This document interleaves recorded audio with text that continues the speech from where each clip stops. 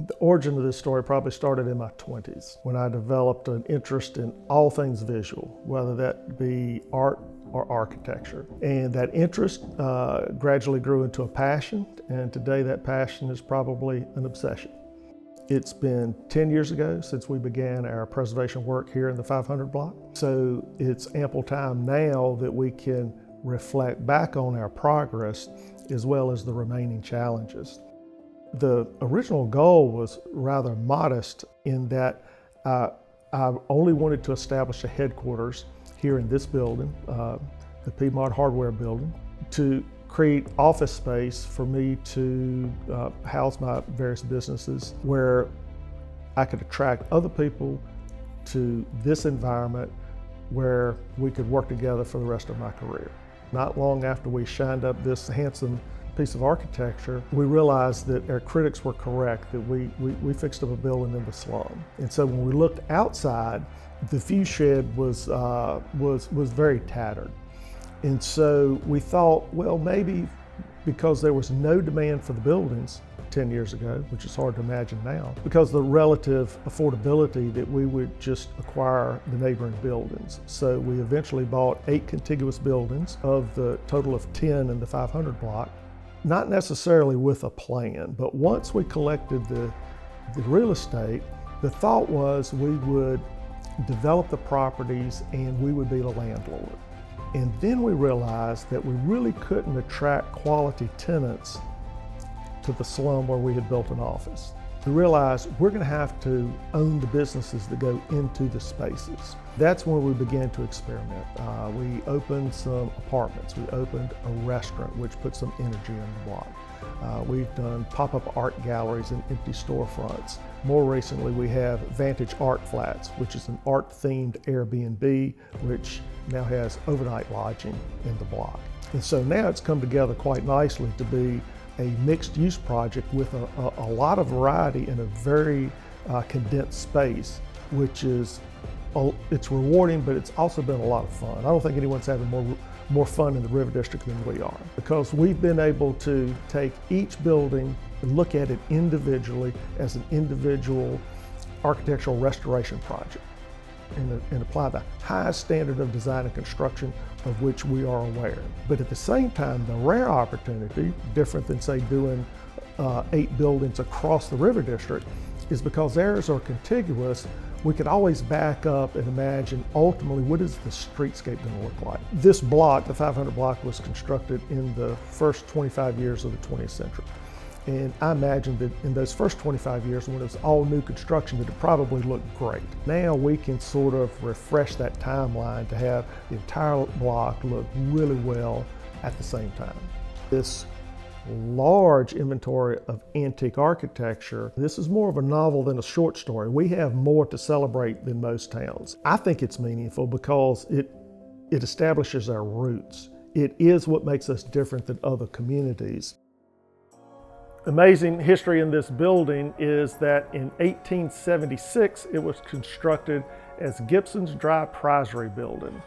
And we know this to be the oldest tobacco-related building intact in downtown Danville. If we look at the condition of this building today, it's very sad. If you looked at the exterior of the building, it's all to pieces. It's bad, terrible in fact. If you ask 100 people what to do with this building, I'm sure you get 100 votes to just tear it down. One could argue that it's too old, the condition is too poor, it's too far gone. So a lot of people would say just tear it down. But if 100 people suggested that, you would probably then have 100 unqualified opinions. These buildings are riddles. My team has an appetite for studying the riddle, taking each challenge, satisfying them one at a time until it makes financial sense. And for someone who would say this never could, you might be wrong. The evidence I have are the 8 buildings contiguous to this one going to our south. Each one of those buildings in the 500 block were in similar condition to this, did not make financial sense on the first pass, so we studied it more, we became a little more clever, a little more educated, and we made them work and we put them back into useful production. I can't tell you today exactly what will become a 518 Crackhead, but we will apply the same discipline, the same rigor to deliver the same museum quality standard of construction and design so that this building goes from being an eyesore to being an icon. I'm a disciple of the preservation movement, with the understanding that when we save significant architecture, we save all the stories and history that goes with it. These stories add richness to our community by celebrating the local history. If you are community-minded, then there's a place for you in preservation. We have several businesses and we manage a lot of spreadsheets, and we're shrewd business folks. We understand how to run a balance sheet. When we get to this brand of real estate, we apply all that business acumen to preservation, but we often say in addition to get a return on investment, we get a return on emotion. It would appear to someone who has not spent time figuring out how to make these projects financially viable that it's a passion play, and it very much is.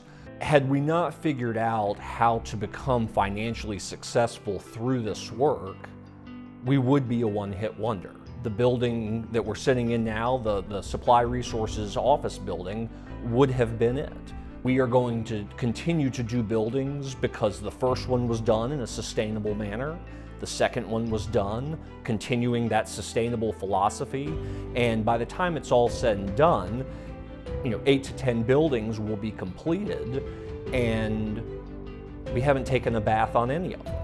It's been refreshing to see a blueprint where quality can be first and all other goals can still be met, allowing us to continually do work like this.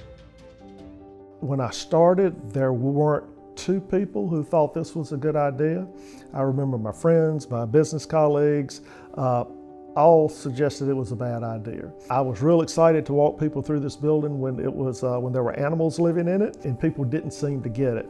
But they saw how excited I was about the opportunity. It's interesting that people were concerned for my safety, and the reality was it was just empty.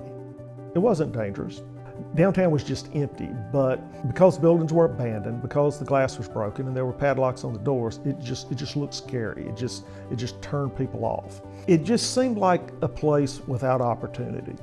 And the reality is there's considerable opportunity. So since we began, the numbers are just staggering to understand that nearly $500 million, certainly over $400 million to date, has been spent in the River District, in a small town, in a concentrated area.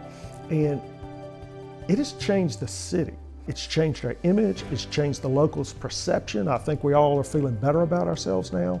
And it's often what visitors refer to first when they come to Danville, why they think it's quaint and southern and appealing, because there's so much activity in the River District. One thing that satisfies me is when I walked down the street 10 years ago, I was alone. I was by myself, and it looked pretty dingy. And then gradually, I could take a little pride in some of the buildings that we fixed up. And today, when I walk down the street, most of the buildings are completed now. Since we started, there have been 800 apartments built within walking distance of this office. And so the fact that so many people, locals and investors from out of town, have come and satisfied the pent-up demand that I don't think the locals realized was here 10 years ago, is maybe a pretty good indication of where our city has left to go.